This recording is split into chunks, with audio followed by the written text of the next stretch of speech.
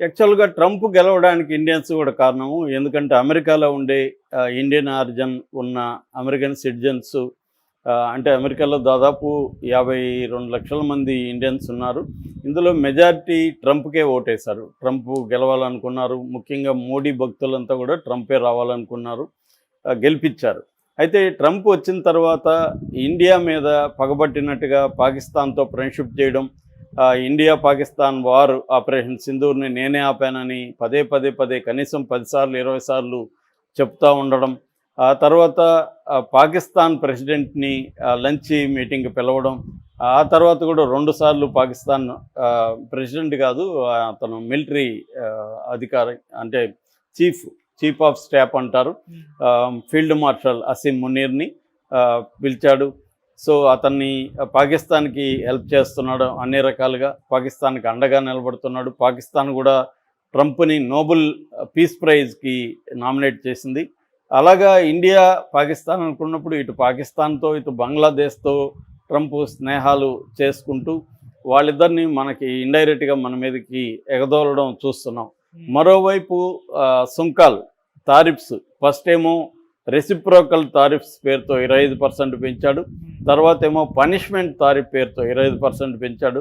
So ఆ తర్వాత H1B వీసాలు కావచ్చు, తర్వాత మొన్న వీసా దాన్ని ఏమంటారు డిపెండెంట్ వీసా, దీని మీద వర్క్ పర్మిట్ రెన్యువల్ కావచ్చు, ఇలాగా రకరకాలుగా మనల్ని ఇబ్బంది పెడుతున్నాడు. అట్లాగే అక్కడ అక్రమ వలసదారుల పేరుతో మన వాళ్ళని చాలామందిని సంకెళ్ళు వేసి మరి ప్రత్యేక ఫ్లైట్లో తీసుకొచ్చి ఇక్కడ పడేశారు.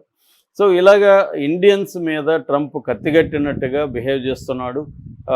పైకి నా ఫ్రెండ్ అంటాడు, మోడీని పొగుడుతాడు, ఇండియా డెమోక్రటిక్ గొప్ప కంట్రీ అంటాడు.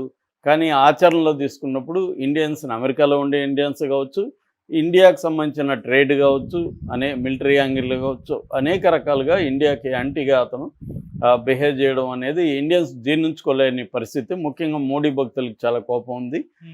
మోడీ కూడా గట్టిగా ప్రశ్నించలేని పరిస్థితి. ఆయిల్ కూడా ట్రంప్కు భయపడి రష్యా నుంచి కూడా ఆయిల్ని దిగుమతి చేసుకోవడం తగ్గించేసి అమెరికా నుంచి ఆయిల్ని దాదాపు గత సంవత్సరంతో పోలిస్తే రెట్టింపు దిగుమతి అనేది చేసుకోవడం మొదలైంది. సో ఈ నేపథ్యంలో ప్రతి అమెరికాలో ఉండే ఇండియన్స్కి కూడా ట్రంప్ పట్ల వ్యతిరేకత అనేది బలంగా పెరిగింది.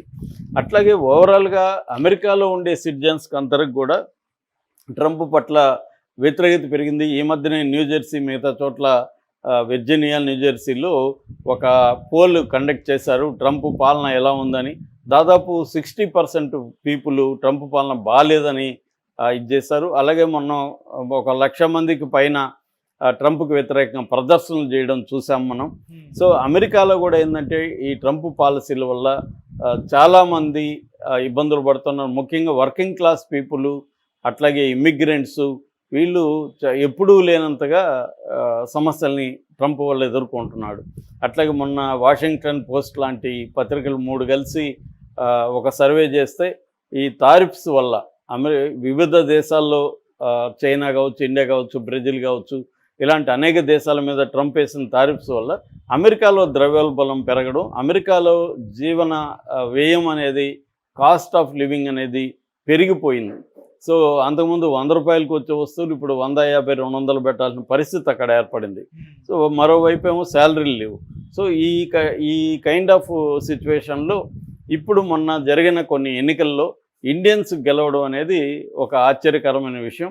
ఇందులో ఫస్ట్ చెప్పుకోవాల్సింది వచ్చి వర్జీనియా లెఫ్టినెంట్ గవర్నర్గా గజాలా హష్మి. ఈ గజాలా హష్మి హైదరాబాద్ అమ్మాయి. ఆమె ఇక్కడ పుట్టింది, న్యూ మలకపేటలో పెరిగింది చిన్నప్పుడు. ఆ తర్వాత ఇక్కడ నుంచి వాళ్ళ పేరెంట్స్ అమెరికాకి వెళ్ళారు. ఈమె ప్రొఫెసర్గా చాలా కాలం పనిచేసింది. దాదాపు 30 ఏళ్ల పాటు ఆమె ప్రొఫెసర్గా టీచ్ చేసింది. దాని తర్వాత ఆమె ట్రంప్కి వ్యతిరేకంగా, ట్రంప్ పాలసీలకు వ్యతిరేకంగా నేను కూడా రాజకీయాల్లో నిలబడాలి, నా వాయిస్ వినిపించాలి అని చెప్పి ఆమె పోటీ చేసింది, గెలిచింది కూడా. ఇప్పుడు ఆమె పేరు గజాలా హష్మి అనే పేరు మారుమోగిపోతుంది. మన ఇక్కడ తెలంగాణ ముఖ్యమంత్రి రేవంత్ రెడ్డి కూడా ఆమెకు అభినందనలు తెలియజేశారు. ఇంకా వాళ్ళ దగ్గర బంధువులు ఇక్కడ ఉన్నారు, వాళ్ళు కూడా మీడియాతో మాట్లాడారు.